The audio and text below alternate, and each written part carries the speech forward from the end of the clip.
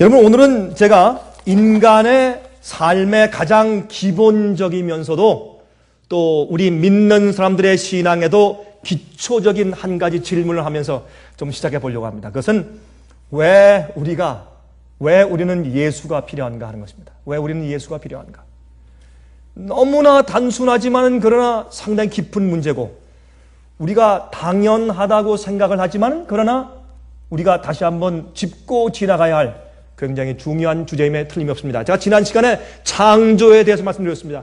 창조는 우리가 핑계할 수 없게 이 세상에 자연계를 통해서 증거를 삼아 주셨습니다. 하늘의 별들을 보고 해를 보고 달을 보고, 어제 제가 그림들을 보여준 것처럼 여러분, 이런 꽃과 산천 초목들과 은하계의 움직임을 통해서 하나님께서 계획적으로 디자인하시고 만들어 놓으시고 우리가 이렇게 생존하도록 주님께서 섭리하신 창조에 부인할 수 없는 섭리와 증거를 우리가 늘 보고 사는 것입니다. 그래서 성경은 우리에게 선포하기를 우리가 아무도 핑계할 수 없다 그랬습니다. 눈을 감고 해가 없다 그러면 해가 없는 것입니다. 그러나 눈을 열고 바라보고 온 마음을 다해서 찾으면 하나님의 존재와 창조의 능력을 볼 수 있다고 성경은 선포하고 있습니다. 여러분, 제가 어제 말씀드린 것처럼 이러한 놀라운 주님의 존재와 창조의 능력을 알면서도 받아들이지 않는 이유는 다른 데 있는 것입니다. 왜 받아들이지 않습니까? 예수님이 필요함에도 예수님을 개인의 구주와 구세주와 왕으로 받아들이지 않는 그 이유가 어디 있을까요? 우리 그 이유를 오늘 좀 발견해 보도록 하겠습니다. 왜 우리는 예수님이 필요한가? 여러분, 예수님께서 그렇게 이 엄청난 이 은하계를 존재케 하시고, 해를, 그 뜨거운 태양을 저 공중에 다시고, 달이 있고 수성, 목성, 해왕성, 명왕성, 토성 같은 이런 모든 것들이 이 태양을 중심으로 잡아 돌고 있는데, 이 모든 것들이, 우리가 속한 이 은하계와 태양계의 모든 것들이, 그런 비열들이 바로 이 지구의 생명을 존재케 하기 위해서 존재한다는 사실을 우리가 배웠습니다.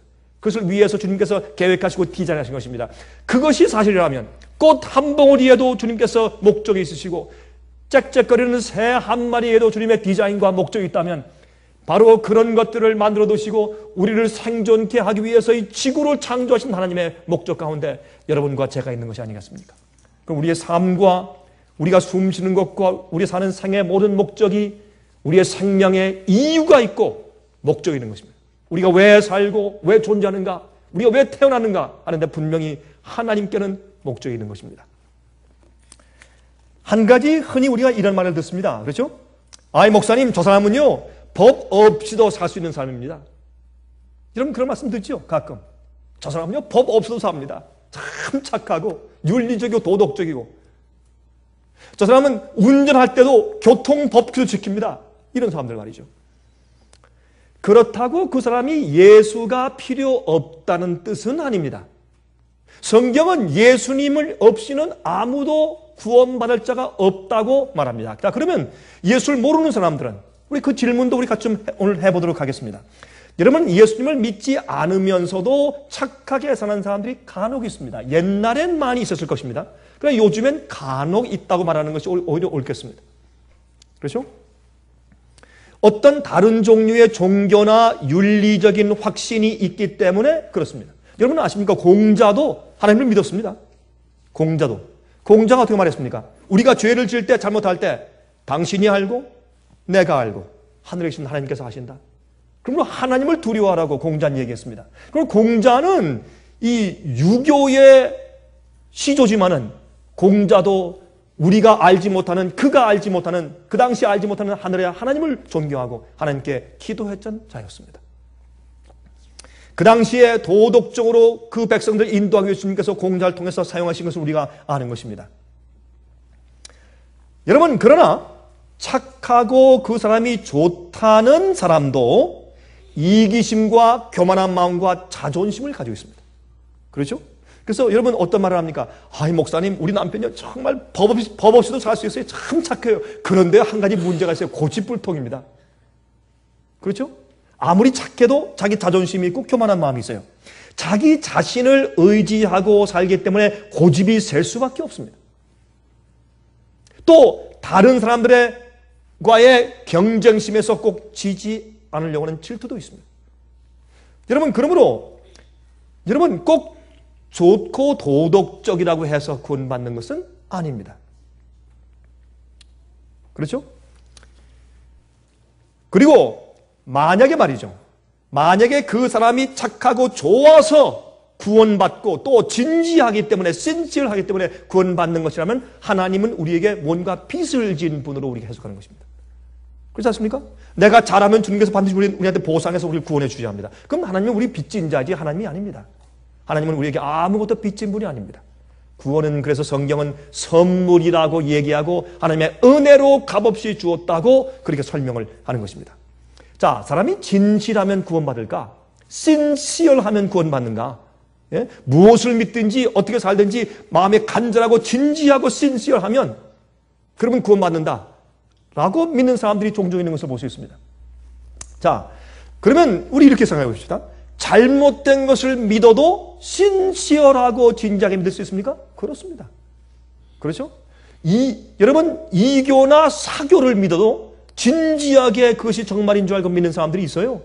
그렇게 해서 여러분, 짐 존스 같은 사람들은 저 남미의 그 많은 사람 수백 명을 데려가서 함께 자살했습니다. 그것이 마치 구원에 들어가는 경지인 것처럼 속여서. 어떤 사람이 말이죠.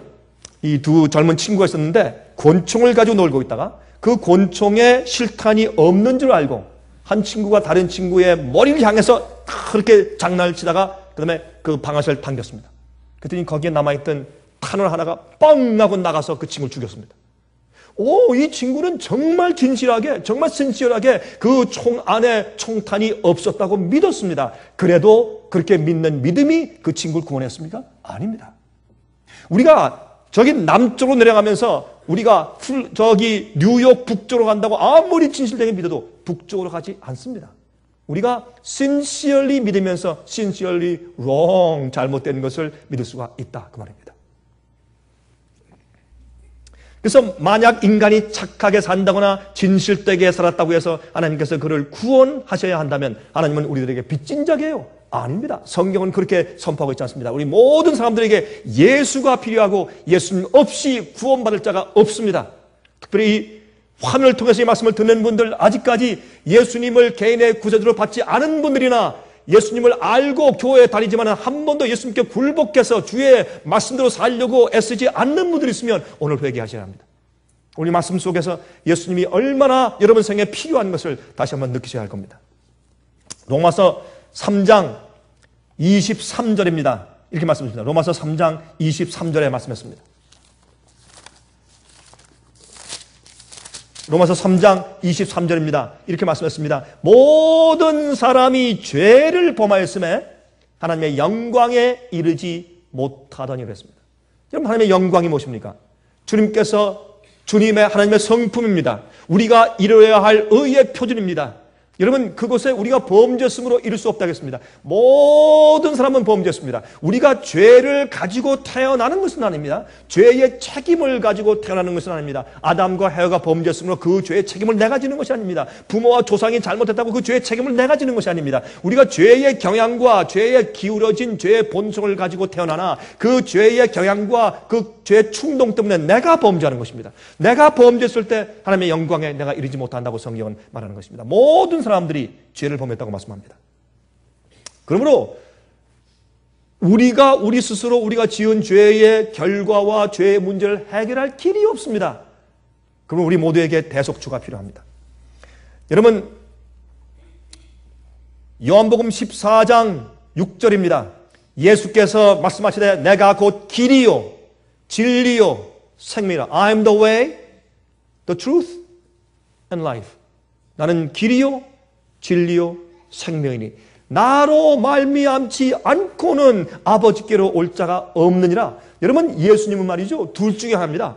희대의 사기꾼이든지 아니면 하나님의 아들 참 신이고 영생을 주시는 유일한 구세주 하나님이십니다. 이 둘 중에 하나지 중간은 없습니다. 어떤 사람이 말해요. 예수는 성자 가운데 한 사람이다. 모하메드, 부다, 뭐 이렇게 공자, 이런 성자 가운데 한 사람이다. 잘못되었습니다. 그게 아니죠. 예수님은 시대 사기꾼, 거짓말이든지 왜? 자기를 하나님이라고 그랬으니까. 여러분 요한복음 8장에 어떤 말씀이 있습니까? 내가 누구냐? 또 어떻게 내가 지금 나이가 50세도 안 됐는데 어떻게 아브라함을 보았다고 하느냐? 뭐라 그랬습니까? 예수님께서 아브라함이 내 때를 보려고 애쓰다가 나를 보고 즐거워했다고 말했습니다. 그때 유대인들이 깜짝 놀랐습니다. 내가 뭔데? 내가 누구냐? 내가 지금 50도 안 됐는데 어떻게 아브라함을 봤다고 하느냐? 그때 예수께서 말씀하기를 아브라함이 있기 전부터 I am, I was가 아니에요. I will be가 아니에요. 미래도 아니고 과거형도 아니고 아브라함이 있기 전부터 나는 있느니라. 한국말 번역도 잘 됐어요. 있느니라. I am. 내가 존재한다. 여러분 이거 I am이란 말은 헬라 말로 있는 원어로 말하면 에고 에이미. 나는 나다. 나는 있어. 나는 누가 만들어준 사람이 아니야. 나는 영원히 존재하는 여호와 하나님이야. 그게 에고 에이미 I am that I am은 여호와라는 뜻입니다. 하나님이라는 뜻입니다. 그리고 예수님은 시대 사기꾼, 자기를 하나님으로 이렇게 격상시켰던 사기꾼이든지 아니면 진짜 하나님이면서 진짜 우리의 구세주입니다. 둘 중에 하나지 중간은 없는 것입니다. 예수님은 성자가 아닙니다. 예수님은 하나님이십니다. 예수께서 말씀하기를 나는 길이요 진리요 생명이니 나로 말미암지 않고는 아버지께로 올 자가 아무도 없다고 선포하셨습니다. 자, 사도행전 4장 12절 다른 이로서는 구원을 얻을 수 없나니 천하 인간의 구원을 얻을 만한 다른 이름을 우리에게 주신 일이 없음이니라 하였더라. 예수님의 이름 말고는 구원받을 이름이 없어요. 성경은 그것을 선포합니다. 성경은 진리로 받든지 아니면 이거는 사기꾼의 책이든지 둘 중에 하나지 성경은 그저 사람들에게 도덕적으로 착하게 살도록 권유하는 좋은 책이 아닙니다. 많은 사람들이 합니다. 성경을 굿북, 영어로 그래. 굿북, 좋은 책 아닙니다. 성경은 굿북이 아닙니다. Inspired word of God. 영감받은 하나님의 말씀이옵시다. 자, 근데 이렇게 말하면 문제가 생기죠. 무슨 문제입니까? 이렇게 얘기하면 사람들이 금방 되묻는 질문이 하나 있습니다. 그것은 뭐냐면 예수님과 복음에 대해서 들어보지 못한 사람들은 어떻게 합니까? 문제가 되죠? 문제가 됩니다. 예수님을 들어본 적도 없고 복음도 들어본 적도 없고 성경을 읽고 가르침 받아본 적이 없는 사람들은 그러면 어떻게 구원받는단 말입니까? 예수님만이 구원 얻을 수 있는 유일한 이름 같으면 그러면 이런 사람들은 어떻게 취급하실 겁니까? 여러분 과거나 현재나 누구에게나 영혼을 찾는 마음과 진리를 찾는 마음과 영생을 추구하는 근본적인 소원을 하나님께서 인간 속에 넣어 주셨습니다. 누구를 막론하고 만약에 이것이 없고 정신박약제로 출생했으면 하나님께서 그런 영혼들을 심판하지 않는다고 저는 봅니다. 태어난 사람, 정신박약으로 이해할 수 없고 어떤 진리를 들을 수 없고 이해할 수 없는 사람으로 태어난 사람에게 하나님께서 심판하시고 멸망하신단 말입니까? 하나님께서 그런 분이 아니십니다. 그런 사람들은 태어나지 않은 것처럼 취급하실 것입니다. 그것이 주님의 공평함과 주님의 자비입니다. 그런데 모든 사람은 태어나면서부터 영혼을 갈구하고 하나님과 신과 창조주를 자기는 어디서 나왔는가, 내가 어디로 가는가 그것을 알고 싶은 간절한 영원한 그런 이 갈구함, 소원 그것을 가지고 태어나는 것입니다. 성경은 그렇게 선포합니다. 그래서 그런 마음이 있기 때문에 또 하나님께서 그런 사람들한테 그걸 찾고서 그 마음의 그 소원을 또 불러일으키기 위해서 이 세상의 우주 만물들과 이 세상에 있는 모든 동물과 새들과 모든 산촌조목들과 자연계를 우리 주위에 둘리셨다고 했습니다. 그것은 하나님께서 우리에게 당신을 보여주시는 계시 가운데 하나입니다. 계시가 몇 개가 있습니까? 세 개가 있습니다. 첫 번째 자연계가 있고 두 번째 성경이 있고 세 번째 예수님의 생애가 있습니다. 이 세 가지는 하나님께서 우리에게 당신을 보여주시는 계시의 방법들이었습니다. 자, 그러면 여러분 요즘에 보면 스와인 플루, 돼지 독감 굉장하죠? 참 우리가 기도하는 것은 이 돼지 독감이 이 세상 전역에 퍼지는 옛날에 그 스페니시 플루 같은 것들, 옛날에 돼지 독감, 옛날에 그 사스는 뭐 좀 그렇게 크지 않았지만은 그 옛날에 그 흑사병 같은 것 2천만 명, 3천만 명, 5천만 명씩 죽었어요. 그 팬데믹 때문에, 유행병 때문에. 지금 이미 WHO, 이 World Health Organization에서 그 유엔에 산하 있는 그 건강기구죠. 거기서 발표하기를 이것은 세상에 지금 팬데믹, 전염병이 되었다고 이렇게 정의했습니다. 그래서 지금 미국만 해도 지금 뭐 한 160명 정도 지금 됐죠. 19개입니까? 한 20개 주에 지금 퍼졌어요. 갑자기 한 주가 두 주, 세 주 퍼졌어요. 지금 한 20개 주에 퍼졌어요. 이게 좀 기분이 안 좋아요. 그래서 우리가 앞으로 이제 집회를 계속해야 할 텐데 이 집회가 과연 가능할지 안 할지 조금 걱정이 됩니다. 왜냐하면 집회할 때 집회를 하지 말아라 그런 명령이 올 수도 있고. 그런데 모르겠습니다만은 좀 이게 그런 전염병이 좀 안 됐으면 좋겠는데 참 재밌는 것은 말이죠. 제일 처음에 매드카우, 광우병. 소한테 왔어요. 그 다음에 또 뭐예요? 조류독감, 뭐예요? 날개 달린 짐승한테 왔어요. 닭, 오리, 새들, 철새들, 조류독감. 이젠 또 어디 왔어요? 저 밑바닥에 있는 돼지 독감.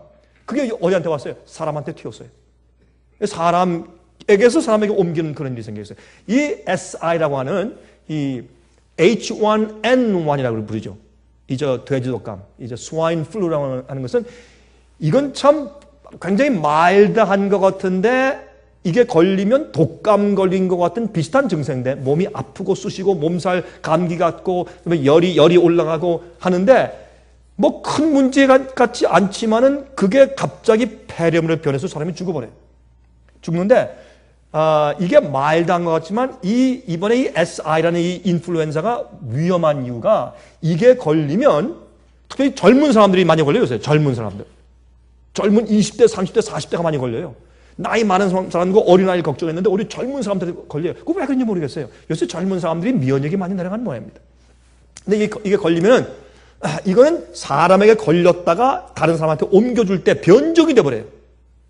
이게 인플루엔자가 변종이 돼버리고 이 바이러스가 변종이 돼버리기 때문에 굉장히 다양한 그런 인플루엔자라고 이렇게 이제 보고하는 소리가 들었습니다. 모르겠습니다. 이렇게 하다가 이제 요즘에 이제 의학이 많이 발달하고 백신도 많이 발달하고 해서 이제 쓰러지겠죠. 전 그렇게 원하고 우리 기도하죠. 이게 많이 퍼지면 안 되겠죠. 왜? 주님의 백성들이 준비가 안 됐기 때문에. 그러나 만약 이게 크게 번진다면 수천만 명이 죽을 수 있는 그런 바이러스입니다. 어떤 사람 말하기를 이것은 생화학 폭탄으로 만들었다가 퍼뜨린 것이다. 어떤 사람들은 이건 분명히 저기 멕시코에서 온 것이다. 요즘 말하기를 아니다. 이것은 미국에서 멕시코로 갔다가 다시 돌아온 것이다. 그렇게 말하는 사람도 있어요. 모르죠. 어떻게 된 일인지. 그러나 이 세상의 만물들도 이렇게 신음하고 고통하는 것을 볼 때 무엇을 보십니까? 만물의 마지막이 된 것을 우리가 알 수 있어요. 이럴 때 우리가 어떻게 됩니까? 우리 고개를 들고 하늘을 쳐다봐야 합니다. 왜? 예수님의 구속하심이 속히 이르러 왔기 때문에 그렇습니다. 이런 걸 보면서도 말이죠. 내가 걸리지 않을까 건강할까 그것만 따지고 그것만 조심하고 손 씻는 것만 조심하고 하늘에 갈 영원한 구원을 위해서 준비하지 않는 것은 예수를 믿지만 잘못 믿는 것이죠. 헛믿는 사람들이죠. 여러분 또 우리 온 마음을 다해서 진리와 영생을 찾는 자들에게는 구원의 길이 반드시 보이게 있습니다. 저기 모슬렘 국가, 저기 아랍 국가에 사는 사람들이 어떻게 예수를 발견합니까? 여러분 그렇게 말씀하지 마십시오. 우리는 모르는 것입니다. 하나님께서 역사하시고 천사와 성령이 어떻게 역사하는지 우리는 모르는 것입니다. 온 마음을 다해서 영생을 찾고 구원을 찾고 애쓰는 자들에게는 분명히 주님께서 그 길과 진리를 보여주십니다. 그게 주님의 약속입니다. 우리는 모릅니다. 하늘에 가서 보십시다. 주님께서 심판하실 때 그 각 개인의 영혼을 심판하시고 멸망과 구원을 결정하실 때 주님의 심판이 의롭고 합당하고 공정한 것을 우리가 발견케 될 것이라 그 말입니다. 여러분 그래서 로마서 1장 19절과 20절에 말씀하셨습니다. 이는 하나님을 알만한 것이 저희 속에 보임이라. 하나님께서 이를 저에게 보이셨느니라. 창세로부터 그의 보이지 아니하는 것들 곧 그의 영원하신 능력과 하나님의 능력과 두 번째 신성이 하나님의 신성이 그 만드신 만물에 분명히 보여 알게 되나니 희미하게요? 아닙니다. 분명히 보여 알게 되나니 그러므로 저희가 핑계치 못할지니라. 아무도 핑계할 수 없어요. 하나님 저는 옛날에 살았기 때문에 저는 진리를 몰랐습니다. 성경을 모르고 예수 이름을 들은 적이 없습니다. 핑계할 수 없다고 했습니다. 왜? 정말 진리와 영생을 갈구하는 소원을 주셨고 그것을 가지고 온 마음을 다해서 하나님을 찾는 자들에게는 반드시 주님께서 진리를 알게 하시고 영생에 대한 그런 비밀을 알게 하신다고 했습니다. 그게 주님의 약속이기 때문에 하나님과 우리는 다르죠. 우리는 비행기 타고 가서 해야 되죠. 하나님은 그 영혼의 일생 동안에 이모저모로 주님께서 역사해 오신다 그 말입니다. 여러분 옛날에 이런 얘기를 제가 읽었습니다. 하나님을 두려워하고 살고 있던 한 아프리카의 한 추장이 전쟁을 할 때마다 이 사람들은 그 적군에 목을 쳐가지고 목 쳐서 피가 툭툭 떨어지는 그런 머리를 갖다가 이 머리째 잡고서 이렇게 가는 것이 그들의 습관이죠. 그래서 피가 쭉 떨어지면 그 전장터부터 피가 떨어지면서 집 문 앞까지 가야 합니다. 그래야 이제 자기가 용맹한 것이 드러나고 복을 받는 것입니다. 또한 한쪽엔 트로피처럼 그 적군의 귀를 자르고 코를 잘라가지고 꿰가지고 이렇게 구덩이를 꿰가지고 그걸 또 들고 가고, 이게 그들의 용맹함이었어요. 자랑이에요. 하루는 이 추장이 이제 그렇게 이제 한 사람의 목을 들고 또 이쪽엔 그 귀들과 코를 꿰은 자루를 들고서 이렇게 가는데 갑자기 마음에 불편한 점이 왔어요. 그래서 가다가 그가 그것을 이런 풀밭에 내려놓고 풀밭에 털썩 주저앉아서 그는 하늘 향해서 이렇게 넋거렸습니다. 조물주시여, 내가 볼 때 이 우주 만상은 너무나 질서 있고 평화스럽고 서로 상부상조하는데 왜 우리는 이렇게 악합니까? 이렇게 죽여야 되고 미워해야 되고. 나 이거 살 수 있습니다. 처음엔 전쟁할 때는 막 피가 용솟지만 끝나고 나면 허무하고 괴롭고 행복하지 못합니다. 내 마음에 평안이 없고. 조물주시여, 만약 살아계시다면, 저 별을 만들고 이 천연계를 만든 하나님이 살아계시다면 저를 좀 도와주십시오. 제가 어떻게 하면 조물주를 발견할 수 있겠습니까? 그런 간절한 마음으로 기도를 했습니다. 얼마 있다가 그 지방을 지나가던 선교사를 만났습니다. 예수를 믿는 사람이 되었습니다. 이런 일들은 이 세상에 허다할 수 있습니다. 또 많이 있습니다. 그런 간증들을 우리가 듣는 것입니다. 그러므로 로마서 2장을 보면 율법을 몰랐던 자들에게는 진리와 예수의 이름을 듣지 못하고 성경을 알지 못했던 시대, 또한 그런 사람들이 현재도 존재할 수 있는데, 세상 구석어디에 그런 자들에겐 그 양심이 역사하여 혹 송사하여 그 양심이 그들에게 법이 된다고 그랬습니다. 하나님께서 그들이 받은 빛의 양에 따라서 심판하신 것은 물론이지만 그러나 찾는 자들에게 반드시 진리와 구세주를 알게 하시는 역사가 있다는 것을 우리가 이해해야 할 것입니다. 많은 사람들은 핑계하는 것이지 예수를 몰라서, 진리를 몰라서, 성경을 못 들어서, 종교를 이해하지 못해서 그런 핑계는 있을 수 없다는 것이 성경에 가르치는 것입니다. 여러분, 고넬료, 로마의 백부장, 여러분 그 당시 로마 군인 100명을 거느리고 있는 그런 중대의 중대장쯤, 백부장쯤 되면 그런 사람은 아주 잔인한 사람이었습니다. 사람을 쉽게 죽이고 무예가 있고 아주 차디차고 용맹한 사람이었습니다. 그렇게 잔인하고 무서운 사람이 성경 말할 그런 하나님을 두려워하는 자였다고 그랬어요. 그 마음 가운데 간절한 채워지지 않는 하나님에 대한 존재, 채워지지 않는 자기의 영생과 화평과 즐거움, 진정한 행복, 그게 없어서 그는 찾았습니다. 하나님을 두려워하고 기도했다는 사람입니다. 그래서 하나님께서 어떻게 해요? 천사를 보내가지고 천사가 베드로에게 저기 가라, 저기 고넬료한테 가서 좀 가르쳐라.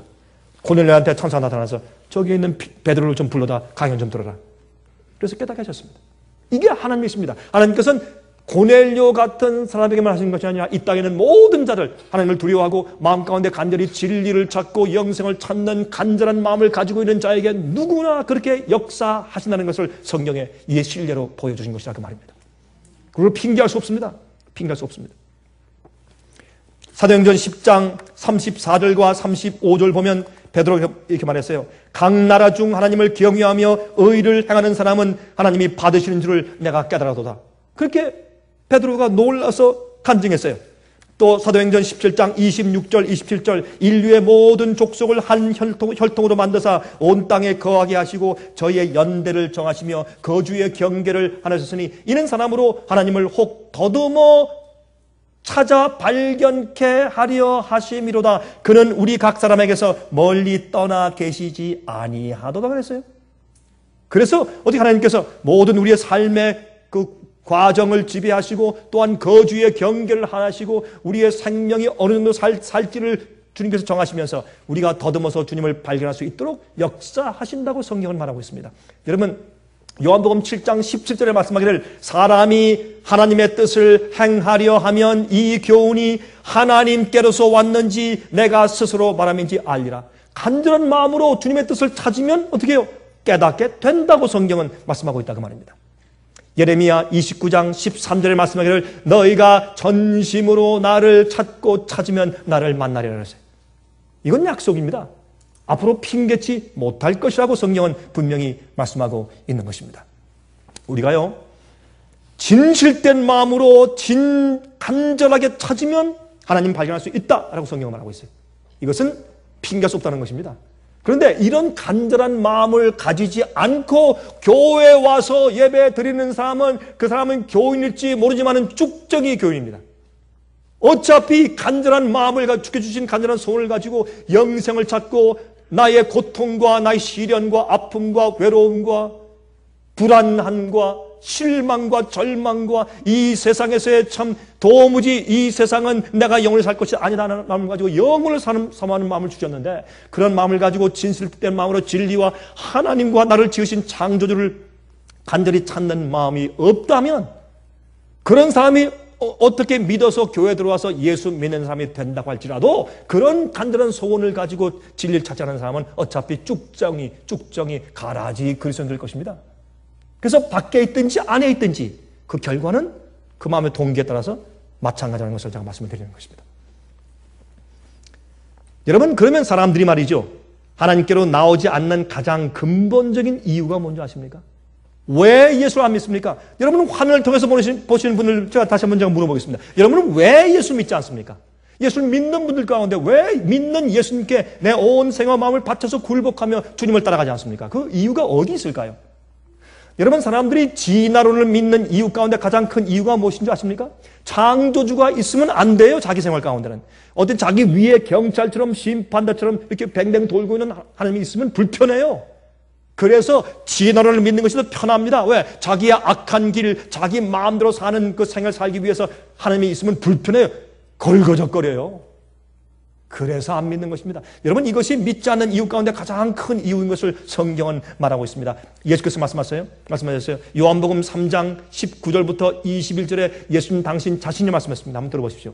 그 정죄는 이것이니 곧 빛이 세상에 왔으되 사람들이 자기 행위가 악함으로 빛보다 어둠을 더 사랑한 것이라.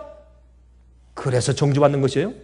악을 행하는 자마다 빛을 미워하여 빛으로 오지 아니하나니. 왜 빛으로 오지 않아요? 왜 예수를 받지 않습니까? 예수님에 대한 진리와 지식이 세상에 홍수처럼 깔려있는데 왜 예수를 믿지 않습니까? 그 이유는 악을 행하는 자마다 빛을 미워하여 빛으로 오지 아니하나니 이는 그 행위가 드러날까 하며 진리를 쫓는 자는 빛으로 오나니 이는 그 행위가 하나님 안에서 행한 것임을 나타내려 함이라 하시니라. 왜 예수를 안 믿는다고요? 죄송합니다. 이 말씀을 듣는 분들 가운데 왜 예수를 믿지 않느냐 하면 자기들의 죄악과 우상을 버리고 싶지 않아서 그렇다고 성경은 선포합니다. 잘못되었습니까? 이게 진리입니다. 하나님이 우리를 만드시고 우리 마음 가운데 종교심과 소원을 넣어주신 그분께서 말씀하기를 그것이 진정한 이유라고 설명을 하신다고 말입니다. 사람들은 자기 머리 위에 맴돌고 있는 경찰 같은 존재를 싫어하는 것입니다. 그러나 세상에 영어로 sick and tired of it, I've had it 이렇게 하죠. 영어로 진절, 세상과 세상에 말하는 거짓 행복에 진절머리가 난 사람들은 진리를 찾고 진정한 하나님을 찾고 진정한 영혼을 사모하는 것입니다. 그런 사람들에겐 반드시 마음을 열어서 무슨 짓을 하더라도 진리 발견하고 하나님 발견할 수 있게 되는 것입니다. 그러므로 예수 믿기는 참으로 쉬운 것입니다. 왜? 주의 역사가 있기 때문에 그렇습니다. 여러분, 모든 시대마다 빛이 있었죠. 노아 시대 빛이 있었습니다. 노아 홍수 시대 빛이었습니다. 노아가 말이죠, 120년 동안 그 당시 사는 사람 가운데 아무도 핑계할 수 없게 120년 동안 미친 짓을 했어요. 그건 미친 짓이지. 비가 한 번도 온 적이 없을 때 비가 온다고 얘기했고 심판이 온다고 얘기하고 방주를 지어서 한 번도 배를 본 적이 없는 사람들에게 비가 한 번도 온 적이 없는 사람들에게 홍수의 심판이 임하고 한다면서 언덕에 방주를 지어서 놔두니 그건 미친 짓이죠. 그렇게라도 120년 동안 노아 할아버지가 신실하게 말씀을 전했을 때 누가 감히 핑계할 수 있겠습니까? 마음이 열리고 온 마음을 다해서 찾는 자들은 찾을 수가 있었습니다. 그래서 많은 사람들이 방주 짓는 일을 도와주다가 나이 늙어서 아니면 사고로 아니면 병 들어서 이미 죽은 사람들이 많이 있었을 것입니다. 그러나 비가 실제 왔을 때 노아의 식구들밖에 구원하지 못한 것을 성경이 기록하고 있습니다. 두려운 얘기입니다. 여러분 또 아십니까? 다니엘 시대 어떤 사람들은 그래. 옛날에 말이죠. 옛날에 이스라엘만 있었고 그때 이 온 세상에 복음도 없었고 메시아도 모르고 예수도 모르고 성경도 없을 때 어떻게 구원받나 말입니까? 빛과 진리가 어디 있었습니까? 여러분 오해하지 마십시오. 그 당시에도 누가 있었습니까? 예를 들어서 출애굽이라고 하는 놀라운 사건이 있었어요. 주의 백성들이 타락하여 애굽에서 노예로 잡혀 있을 때라도 주님께서 어떻게 해요? 출애굽이라고 하는 놀라운 어떤 한 역사를 일으키시고 그 당신의 백성들 위해서 홍해를 가르시고 그런 기적을 베풀어 주시며 그 소문이 온 세상에 퍼져서 이스라엘의 하나님을 두려워하게 만들었어요. 한 번도 하나님을 모르는 사람들도 두려워서 그 소문 듣고 정말 마음 가운데 조물주를 그리워하고 찾고 진실한 마음을 가진 사람들은 그 소문 듣고 그 마음 가운데 진리를 찾기 위해서 애썼을 것입니다. 하나님은 모든 시대마다 빛을 주셨습니다. 노아 시대도 그렇고 출애굽 시대도 그래요. 그렇죠? 또한 그들이 40년 동안 광야를 돌 때 기가 막힌 그런 이적들이 있었습니다. 많은 사람들이 그 소문을 들었습니다. 여리고 사람들이 들었습니다. 가나안 사람들이 소문을 들었습니다. 나중에 가나안에 들어가서 모든 사람들 다 죽여 없애라고 심판했을 때 그들이 그런 소문을 많이 들은 다음에도 마음을 완악하여 거절했기 때문에 그들은 버림받고 은혜 시간이 끝나고 심판받는 것입니다. 여러분 다니엘과 그 세 친구 시대 주의 교회가 그렇게 타락해서 바벨론의 포로 잡혀갔을 때도 주님께서 어떻게 했어요? 4명, 청년 4명 그것도 18, 19 그 정도 그 젊은 청년들이 가서 신실하게 일하다가 바벨론의 국무총리가 되고 지방 장관들이 되고 이랬을 때 그들의 그 진실함 때문에 이 다니엘의 정직성과 진실함이 온 세상에 어떻게 퍼졌어요? 누구냐? 유대인이야. 누구야? 이스라엘 하나님을 믿는 자였어. 그의 전도는 막강했습니다. 또 여러분 두라평지에 금신상을 세우고 절하러 갈 때 사드락과 메삭과 아벳느고는 하나님의 계명 성경의 진리를 지키기 위해서 우뚝 서서 절하지 않았습니다. 우상 숭배하지 않았습니다. 그때 우상 숭배하는 자들이 그 소식을 들었을 때 얼마나 두려워 떨었겠습니까? 그렇게 함으로 온 세상에 그 당시에도 빛이 있었고 진리가 있었습니다. 하나님께 대한 말씀이 있었어요. 어느 시대에 살든지 하나님께서는 그 사람들이 깨닫고 진실한 마음을 가지고 마음을 열고 진리를 찾고 하나님 찾는 자들에게 진리를 발견할 수 있는 길을 주시고 천사를 보내시고 성령을 보내신 것입니다. 아무 어떤 시대도 핑계할 수 없다고 성경은 선포하고 있어요. 그래서 여러분 또 어떻게 해요? 하나님을 두려워하고 그에게 예배 드리던 이 다니엘이 사자 굴 속에 빠졌습니다. 그때 거기에서 신실하게 살던 사람이 사자가 와서 말이죠. 입을 딱 닫고서 그를 해하지 않았습니다. 밤에는 사자 등을 베개 삼고 편안히 잠든 다니엘에 대한 그 소문이 온 세상에 퍼졌을 것입니다. 그렇죠? 다리오 왕에서 아침에 다니엘아 내가 무사했느냐? 내 하나님이 너를 구원하기에 충분했느냐? 그렇습니다. 나의 하나님이 나를 구원하셨습니다. 왕이여 만세줄 사옵소서. 자기를 죽이려고 사자굴 속에 집어쳐는 그 왕한테 만세줄 사옵소서 하는 다니엘의 그 놀라운 성품과 또한 그를 구원하기에 능력 있는 여호와 하나님 그 소문이 그 사건 때문에 세상에 퍼졌습니다. 아무도 핑계할 수 없어요. 우리는 자꾸 핑계합니다. 예수를 한 번도 들어본 적이 없는 사람, 성경을 몰랐던 사람, 옛날에 중국에 살던 사람 아닙니다. 하나님께서 찾는 자들에게 항상 매 시대마다 진리와 빛이 있었던 것을 우리는 아는 것입니다. 여러분 중국의 옛날에 말이죠. 이 한국보다 미국보다 훨씬 옛날 전부터 진시황 때 그 옛날에 기독교의 복음이 중국에 다 들어와서 휩쓸었던 사실을 우리가 고고학적인 증거를 통해서 알지 않습니까? 사람은 말이죠. 보십시오. 예수님의 탄생 사건 때 보세요.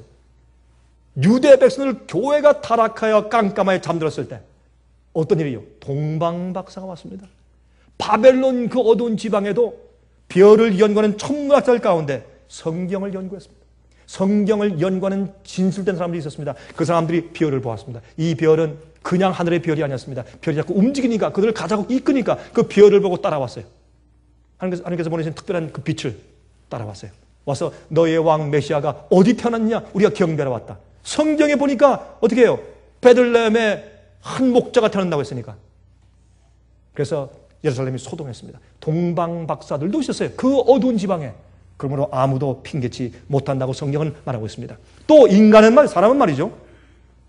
누구나 반드시 어떤 존재나 어떤 것을 의지하고 살게 마련입니다. 어린 아이들이 부모를 의지하며 사는 것처럼 이것은 반드시 그래야 합니다. 특히 남자들은 자기가 뭘 가지고서 의지하는 거 없으면 못 살아요.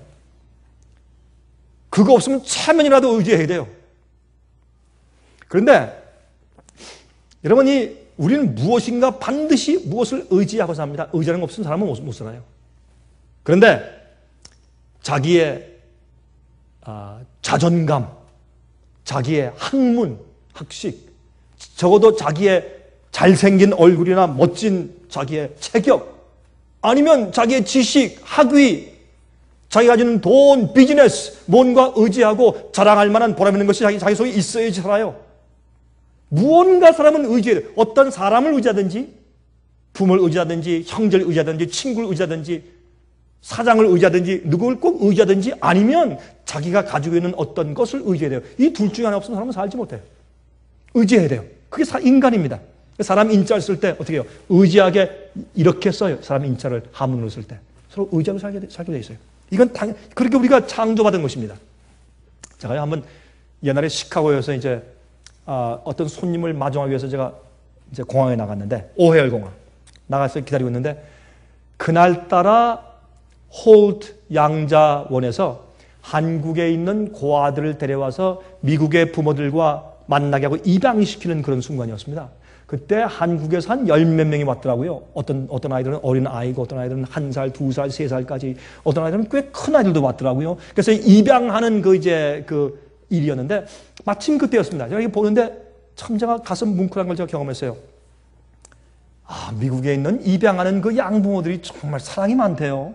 참 어쩌면 그렇게 얼굴도 다르고 얼굴이 노릇기래 한 그런 아이들을 그렇게 예뻐서 안고 물고 빨고 말이죠. 어쩔 줄 몰라고 기뻐서 그렇게 하는지 모르겠어요. 그렇게 나와서 좋아하는데, 근데 그 한국에서는 그 고아들이 와가지고요. 와가지고 이렇게 누가 와가지고 생전 낯선 사람이 와가지고, 야야, 내가 널 기다렸다. 다 끌어안고 뽀뽀하고 막 어쩔 줄 몰라고 안고 친구들과 친척들한테 이보라고 내 아들이고 내 딸이라고 막 이렇게 하는데, 이 아이들은 말이죠. 뭐가 정말 제 얼굴 가만히 펴져보니까 착잡해. 아이들이 착잡하고 그 뭐라고 표현할까요? 그 두려움이 있어요, 이 아이들이. 그래서 두려움이 섞여지는 건데 가만히 표정을 보니까, 그러면서 울 수도 없고 웃을 수도 없고 가만히 안겨있는 그 아이들의 표정을 보면서 제가 느낀 것이 있어요. 여러분이시죠? 우리는 우리를 창조하신 하나님 품에 가기까지 우리는 불안한 것이에요. 하나님이 내가 너를 인정한다, 내가 너를 용서한다, 내가 너를 구원하나 하는 그 약속이 내 속에서 이루어질 때까지 인간은 불안해요. 그래서 그거 하나님 말고 다른 것을 꼭 의지하거나 붙잡고 있어야 돼. 근데 그것이 하나님이 아니고 다른 존재고 다른 것이니 얼마나 불행한 것입니까? 저는 많이 가졌던 사람, 높은 지위에 앉았던 권위 있던 사람들이 죽어가는 모습을 제가 몇 번 보았습니다. 저는 목사이기 때문에 그들이 쓸쓸히 죽어가는 모습 가운데 저는 본 것이 있습니다. 책에서 보지 못한 실제적인 인생의 교훈을 제가 보았어요. 아무것도 아닌 것을, 인생 무상함을 제가 보았습니다. 여러분, 우리가 가지고 있는 고통들과 아픔들과 외로움들은 하나님을 찾도록 이끄는 것입니다. 범죄 후에 땀을 흘리는 일과 해산하는 고통은 하나님의 축복이었습니다. 땀을 흘리기 때문에 죄를 짓는 시간이 줄어드는 것입니다. 우리가 아이를 낳는 고통 때문에, 해산하는 고통 때문에 가족의 뜨거운 사랑이 생기고 연결지어지는 것입니다. 여러분, 죄의 결과로 오는 고통들과 질병들과 시련들과 실망들과 절망들은 오히려 우리에게 영혼을 사모하게 하는 주님의 구원의 방법들이 되었지 않습니까? 그러므로 이 세상에 주님께서 우리를 이끌어서 예수님을 필요하게 만드는 그런 일들은 얼마나 많은지 몰라요. 사람들이 몰라서 그렇지. 사람들이 엉뚱한 사모하는 마음을 가지고 엉뚱한 것을 찾기 때문에 예수님이 필요 없고 예수님을 알아보지 못하는 것입니다. 여러분, 화면 통해서 보시는 분들이시요, 여러분에게도 예수님이 필요합니다. 예수님에 대한 필요를 거절할 이유가 없습니다.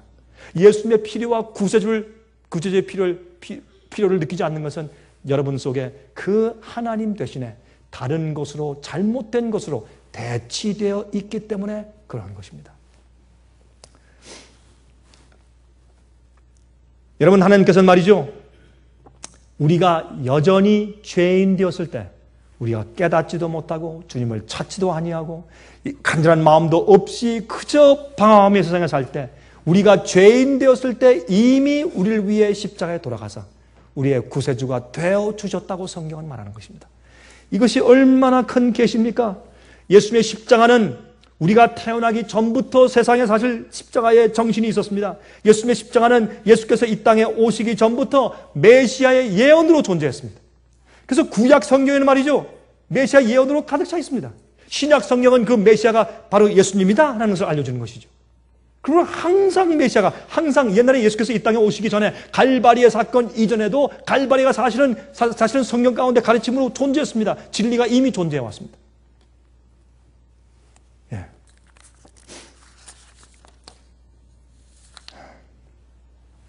구원과 우리가 용서를 이해할 때 한 가지 우리가 꼭 이해하고 진행할 것이 있습니다. 그것은 뭐냐면, 하나님께서 우리를 용서하실 때 반드시 우리가 지은 그 죄와 잘못에 대한 대가를 치르시고 용서가 가능하다는 것을 이해하셔야 된단 말입니다. 그 대가나 죄의 결과를 치르지 않고서 그냥 슬쩍 봐주고 용서하는 것은 법적이 아닌 건 잘못된 것입니다. 그렇게 할 수 없는 것입니다. 그렇게 하면은 이 우주가 파괴되게 되겠습니다. 죄는 대가를 반드시 치러야 하며 그 죄를 버리고 죄에서 돌이켜 진정으로 회개한 자들에게 용서가 그들의 것이 되어야 할 것입니다. 여러분, 용서는 반드시 그 잘못에 대한 대가를 치르고 그 손해 값을 갚아 주어야 하는 문제가 수반되어야 합니다. 우리 예를 드십시다. 철수가 한 번은 놀다가 방 안에서 놀다가 아주 비싼 샹들리에, 집에 있는 거실에 있는 비싼 샹들리에를 깼습니다.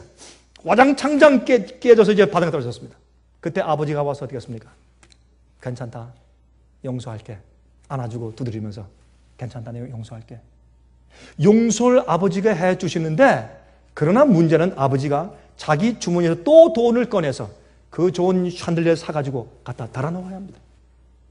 그 용서는 해주는 것을 끝나는 것이 아니라 그 잘못한 결과를 대신 치루어주는, 값을 갚아주는 일을 수반한 다음에 용서가 가능한 것입니다. 남의 집 유리창을 깼습니다. 용서받았죠? 그렇다고 끝나는 것입니까? 남의 집 잘 갖다가 받아가지고 다 한 몇만 불짜리 갖다 망가뜨려 버렸습니다. 그러면 그냥 용서 주게 끝나는 것입니까? 그걸 도로 물어내야 합니다. 이것이 없으면 그것이 수반되지 않으면 진정한 용서가 있을 수가 없습니다. 세상 법도 그러합니다. 한 번은 캘리포니아의 로스앤젤레스에 있는 어떤 법정인데, 거기에 한 젊은 여자가 스피드 리밋에 걸려서 법정에 지금 섰습니다. 55마일 전에 120마일로 달렸대요. 그러니까 이 판사가 말이죠, 450불 땅땅땅 했습니다. 450불 벌금 물어라. 그렇게 한 판사가 금방 옷을 벗더니 내려와서 그 젊은 여인 옆에 서더니 자기 주머니에서, 이 판사의 주머니에서 지갑을 꺼내고 450불을 꺼내서 대신 클럭에 주면서 그 벌금을 갚았습니다. 그 판사가 그 여인의 아버지였습니다. 그러므로 우리가 지은 죄를 하나님께서 용서해 주실 때 아들 예수에게 우리가 지은 모든 죄의 잘못의 대가와 잘못의 결과와 잘못의 책임을, 그 값을 전부 아들 예수에게 지워서 죄를 지은 자가 자비 없이 하나님의 아버지의 그 진노 가운데 멸망당하는 경험으로 내모셨습니다. 내몰아서 예수께서 그 코너에 밀려서 갈바리에 가서 십자가에 못 박혀 돌아가신 것이 바로 여러분과 저의 죄를 지신 것입니다. 용서는 반드시 그 죄와 잘못을 지은 대가를 받아서 대신 치러지는 일이 수반되지 않으면 용서가 있을 수 없는 것입니다. 그러므로 여러분들에게 예수가 필요합니다. 예수가 없이는, 우리 죄를 대신 지시고 용서하시는 구세주가 없이는 도덕적인 자와 윤리적인 자도 아무리 착하게 살아도 그 사람에게 용서와 구원은 없는 것입니다. 예수가 없을 때 살던 사람들도 그것을 성소제도와 양을 잡는 것과 염소를 잡는 것과 이런 모든 가르침으로 이미 그들은 이해하고 있었습니다. 성소제를 본딴 이교에 염소를 잡아 죽이고 피를 뿌리는 그런 일들이 있는 것을 보아서 옛날 성소제도가 온 세상에 있었다는 것을 우리가 깨닫게 되는 것입니다.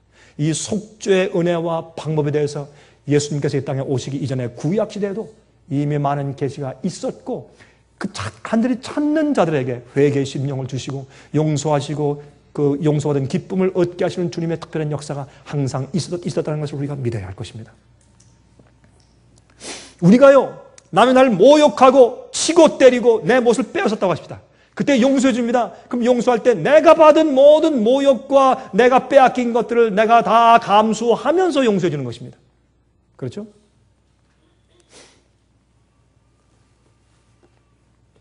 죄인이 당할 최후의 죽음의 고통을 대신 당하도록 아들 예수를 내어주면서 용서하신 것이 하나님의 용서인 것입니다. 그래서 예수님 없이 구원은 없다고 성경은 말하는 것입니다. 이 용서와 구원은 돈을 주고 살 수가 없습니다. 겸손히 무릎을 꿇고 죄를 고백해야 할 것입니다. 사형수가 죽음 앞에서 간절히 은혜를 간구하는 마음으로 무릎을 꿇고 간구해야 하는 것입니다. 우리는 그래서 예수가 필요합니다. 여러분, 구약 성경에는 인간의 죄를 대속하러 오시는 메시아 예수님에 대한 예언이 가득합니다. 여러분, 메시아가 뭡니까? 헬라말로 그리스도. 무슨 뜻이에요? 기름 부음 받은 자, anointed one. 무엇 때문에 기름 부음 받았어요? 어떤 특별한 일을 위해서 임명되었단 말입니다. 무엇을 위해서? 우리의 죄를 대신 짊어져 주시고 죄의 대가를 경험하시면서 고통당하면서 십자가에 돌아가심으로 우리의 죄를 대체해 주셔서 우리를 의롭게 하시기 위한 대속죄물 되시기 위해서 메시아, 기름 부음 받은 자 되는 것입니다. 그게 메시아입니다. 그것이 상징적으로, 제도적으로 구약 성경이 계속 한 그 진리의, 구속의 진리에 대한 문화, 제도, 절기, 행습을 가지고 있는 한 나라를 만들어서 이 세상 지구의 제일 가운데 이스라엘 나라 유대 지방 예루살렘에 딱 박아두셨어요. 그래서 모든 사람들이 여행하고 왔다 갔다 하면서 말이죠. 육지로 바다로 왔다 갔다 하면서 예루살렘을 들리거나 아니면 예루살렘에서 말씀을 그 소문을 듣기 때문에 하나님께서 이 세상에 하나님께서 인간을 구원하시는 구원의 도리를 그렇게 박아두셨습니다. 신약 성경은 바로 예수가 구약 성경에 예언되었던 그 메시아라는 사실을 증거하고 있습니다. 이 예수를 직접 보고 듣고 그분의 부활을 보고 증거한 많은 사람들이 자기의 목숨을 바쳐서 얘기했습니다. 여러분, 거짓을 위해서 목숨을 바칠 수 없습니다. 거짓을 위해서 순교당하는 사람들이 가끔 있습니다. 어떤 사람은 활복 자살하고 분신 자살해요. 그런 사람들이 가끔 있어요. 참 진리가 아닌 것을 위해서 그렇게 하는 사람들이 있어요. 그러나 거짓을 위해서 100만 명, 수천만 명 그렇게 죽을 수는 없습니다. 예수님 위해서, 성경 진리 위해서 수천만 명, 수억이 순교당해 죽었습니다. 그것이 진리라는 사실을 분명히 역사가 증거해주고 있는 것입니다. 예수가 필요 없다, 착하면 구원받는다, 내가 무엇을 믿든지 구원받는다, 그것은 핑계입니다. 성경은 그렇게 말씀하고 있지 않는 것입니다. 거짓을 위해서 목숨을 사람들이 바치지 않습니다. 또한 큰 문제는 우리는 우리의 본성적인 악함을 고칠 수가 없습니다. 우리의 노력이나 우리의 힘으로 우리 속에 있는 죄의 본성적인 악함을 고칠 수가 없습니다. 이것은 예수님의 은혜 역사를 통해서만 가능합니다. 많은 그리스도인들의 생애에서 그것이 증거되고 있지 않습니까? 제가 성경에서 이 말씀을 늘 있습니다. 이 말씀을 읽을 때마다 감동이 됩니다. 고린도후서 5장 17절과 21절에 그런즉 누구든지 그리스도 안에 있으면 새로운 피조물이라 이전 것은 지나갔으니 보라 새 것이 되었도다. 하나님이 죄를 알지도 못하신 자로 우리를 대신하여 죄를 삼으신 것은 우리로 하여금 저희 안에서 하나님의 의가 되게 하려 하십니다. 예수님께서 우리 대신해서 죄 자체가 되어서 죄의 책임을 지시고 돌아가셨어요. 우리가 의롭게 됨을 얻게 하시기 위해서. 그래서 우리가 예수님 안에서 새로운 피조물로 변화되고 새 창도 된다고 성경을 말씀하고 있습니다. 제가 한 2년 전에 한 부부를 만났습니다. 제가 미국 사람들에서 집회를 하고 있는데 집회가 끝났을 때 한 부부가 제 앞에 나왔습니다. 저한테 말했습니다. 목사님, 패스터 강, 당신은 우리를 기억하지 못할 겁니다. 우리는 잘 압니다. 누구십니까? 제 얼굴은 좀 본 듯한데요. 목사님이 오하이오에 와서 집회한 적이 있으시죠? 예, 제가 두 번 한 적이 있죠. 그때 제가 그 집회 참석했던 사람입니다. 그때 우리가 멀리서 왔기 때문에, 우리 패스터 강의 그 말씀을 좀 듣기 위해서 열심히 달려왔는데, 어떻게 트래픽 잼에 걸려가지고 잘못해가지고 우리가 마지막 집회만 참석하려고 막 달려왔다가 마지막 집회에 참석을 하긴 했는데, 마지막 15분 마지막 부분만 설교를 들었습니다. 근데 그 마지막 15분이 우리 부부의 생애를 그렇게 바꿔놓을 줄을 우리가 어떻게 상상했겠습니까? 우리가 들은 그 15분의 그 호소의 말씀 때문에 우리가 회개했습니다. 우린 정말 온 마음을 다해서 주님을 섬기고 진리 위에 살기로 결심했습니다. 그 다음부터 주님께서 우리를 변화시켰습니다. 저 그런 간증을 들었습니다. 사람이 한 게 아니죠. 예수께서 하시는 것이죠. 예수의 이름과 진리를 선포할 때 그 속에는 사람을 변화시키는 능력이 있는 것입니다. 사람이 아닙니다. 하나님께서 하시는 것입니다. 여러분, 저는 그런 경험을 한두 번 한 게 아닙니다. 저는 오랫동안 목사일을 하면서 말씀을 전하고 세미나를 하면서 저는 그런 경험들을 많이 한 것입니다. 하나님의 역사를 제가 많이 모았습니다. 그런 기적들을 제가 많이 모았습니다. 한 번은 제가 중국에서 이제 집회를 하는데 목사들을 위한 집회였습니다. 한 100명 정도 목사님들이 모였어요. 제가 이제 한 며칠 동안 계속 이제 말씀을 제가 가르쳤는데, 이제 맨 마지막에 이제 사람 숫자가 많으니까 질문 있으면 다 써서 좀 내라 그랬어요. 질문을 다 써서 뭐 예언 문제, 뭐 역사적인 문제, 교리 문제, 이 목사님들이 많이 질문을 해왔어요. 질문을 제가 하나씩 그걸 읽으면서 답변하고 있는데, 한 질문서를 보니까 이거는 이 질문을 쓴 사람은 목사가 아니에요.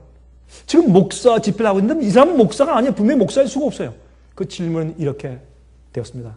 목사님, 나 같은 죄인도 용서받을 수 있습니까? 딱 질문이, 나 같은 못된 죄인도 용서받을 수 있습니까? 물론 제가 통역자를 통해서 좀 읽어서 번역하게 해주었지만은, 예? 나 같은 죄인도 용서받을 수 있습니까? 내가 얼마나 많은 죄를 지었는데 나는 아니겠죠? 그래서 답변을 안 하고, 여기에 보니까 자기의 죄 문제에서 질문을 쓴 사람이 있는데, 이 질문은 개인적으로 답할 테니까 집회 끝나면 좀 남으시죠 그랬어요. 그래서 이제 집회 다 끝난 다음에 한 사람이 남아서 이제 저한테 걸어 나온다 보니까 저보다 키가 더 크고 등치도 커요. 그리고 머리가 스포츠카라고 그러죠. 양말로 스포츠카라 짧게 탁 깎았는데 보니까 딱 보니까 벌써 얼굴에 흉터 좀 있고 좀 뭐 과거에 뭐 하던 사람이. 들어보니까 영어로 말하면 loan shark. 예? 돈 꿔준 거 받으러 다니는 사람이에요. 이 조폭이 조폭이나 회사나 개인들한테 다니면서 돈 달라고 돈 안 주면 상점 때려 부수고 사람 때리고 말이죠. 몽둥이 가지고 다니고 이런 론샥. 돈 받아오는 이런 조폭이었어요. 조폭. 그 얼굴 딱 보니까 진짜 조폭이에요. 그 사람은 어떤 사람은 조폭 아닌 것 같은데 조폭인 사람이, 그 사람은 진짜 조폭 같아. 생김새도 말이에요. 근데 그 사람이 저한테 얘기하면서 눈물이 글썽거리더니 큰 눈물방울들이 주룩주룩 흐르면서, 전 참 죄를 많이 지었습니다. 전 참 악한 짓을 많이 했습니다. 악한 짓을. 통역하는 통역관도 울고 그 사람도 울면서 저한테 얘기를 하는데, 목사님, 저 같은 죄인도 용서받을 수 있습니까? 제가 성경을 폈습니다. 성경 가져왔대요. 목사님이 집행한다니까 자기들은 따라갑시다 해서 따라왔대, 자기도. 목사님 따라서. 성경을 피라고. 주님의 용서의 약속을 제가 다 읽어줬어요. 주님의 십자가의 사랑을 제가 설명해줬어요. 제가 말했습니다. 하나님께서 용서하지 못할 죄는 없습니다. 그 죄를 숨기거나 버리지 않으려는 고집스러운 죄인은 있을 수 있습니다. 그러나 주님께서 용서하지 못할 큰 죄가 없고, 주님께서 용서하지 못할 악한 죄인은 세상에 없습니다. 예수님은 우리의 모든 죄를 지시고, 우리가 아직 죄인일 때에, 그때 주님께서 이미 십자가에 팔을 벌리셨습니다. 당신을 위해서. 그때 그 사람이 저한테 몇 번 얘기했습니다. 그거 사실입니까? 사실입니다. 나도 가능합니까? 당신도 가능합니다. 그렇게 이제 설명한 다음에 기도하고 헤어졌는데, 얼마 이후에 제가 그 사람 만났을 때 그 사람의 표정이 달라졌어요. 행동이 달라지고 말씨가 달라졌어요. 얼마나 아름다운 그런 그리스도인으로 변모되는지 몰랐습니다. 여러분, 예수님이 필요합니다. 예수님은 우리의 구세주고 예수님의 이름 이외에 구원받을 이름이 없기 때문에, 예수님 이외에 우리를 용서해 줄 수가 없기 때문에, 그분은 우리를 하나님을 찾고 영생을 찾기 위한 소원을 주신 분이기 때문에, 예수님에 대한 진리의 빛이 온 세상에 옛날부터 6천년 인간 역사에 한 번도 없은 적이 없기 때문에, 그 예수님만이 우리를 변화시키고 영원히 구원받게 하실 분이기 때문에 우린 예수가 필요합니다. 여러분, 이 말씀을 화면 통해서 들으시는 분들이시요, 다시 한번 생각하십시오. 여러분들에게 예수님이 필요합니다. 오늘 예수님 앞에서 눈을 감고 조용히 기도하게 되시기를 간절하게 바랍니다. 하늘에 계신 우리 아버지 하나님, 이 세상의 진리의 빛과 구속의 계획의 지식을 홍수처럼 퍼뜨려 놓으심을 인해서 감사합니다. 우리가 그 시대에는 주님을 몰랐거니 생각할 때에도 주님께서 특별한 역사를 베푸사 많은 사람들을 구원의 길로 인도하시고 깨닫게 하심을 감사합니다. 특별히 이날 우리가 사는 이 시대에는 아무도 핑계할 수 없습니다. 교만하여 자기의 악을 버리기 싫어서 진리의 빛으로 나오지 않는 자들이나 주님의 피를 느끼지 않는 자들을 불쌍히 여기시고 주님의 크신 팔을 펴사 그들을 불러들여 주시길 기도합니다. 특별히 믿는 자들의 남편들과 아내들과 자식들과 부모들 가운데서 아직도 진리 가운데 있지 아니하고 예수님을 잘 알지 못한 자들에게 함께 계셔서 도와주실 것을 주 앞에 간구합니다. 주님이시여, 우린 예수님이 필요합니다. 우리의 용서와 구원을 위해서 필요하고 또한 이 세상에서 마음의 행복과 즐거움 위해서 필요하지만 특별히 죄된 마음을 치료받고 고침받아 변화함 받기 위해서 주님 필요하오니 매일 저희 속에 살아 계시옵소서. 주님, 저희를 구원하시고 매일매일 천사와 성령으로 역사해 주시기를 살아계신 예수 그리스도의 거룩하신 이름만 의지해서 간절하게 기도합니다. 아멘. 은혜 많이 받으셨습니까? 지금까지 들으신 이 생애예빛 예배설교는 간절한 마음으로 진리를 찾는 분들과 정직한 양심으로 말씀을 받아들이고 언제나 진실이 무엇인지를 생각하는 그리스도인들을 위한 말씀입니다. 주변 가족들이나 친지들 중에 말씀을 사모하고 순결한 신앙을 갖기 소원하는 분들이 계시면 생애빛 예배설교 테이프를 소개해 주시기 바랍니다. 매주 원하시는 분들의 가정으로 직접 배달되는 생애빛 예배설교는 개인의 신앙 부흥이나 소규모 그룹 예배를 위하여 DVD와 CD로 제작되었습니다. 생애빛 예배설교 DVD와 CD를 원하시는 분들은 1877-704-1004 1877-704-1004 1004번으로 전화하여 신청해 주시기 바랍니다. 미국 동부 시간으로 월요일부터 금요일까지 9시에서 5시 사이에 전화해 주십시오. 그럼 다음 시간까지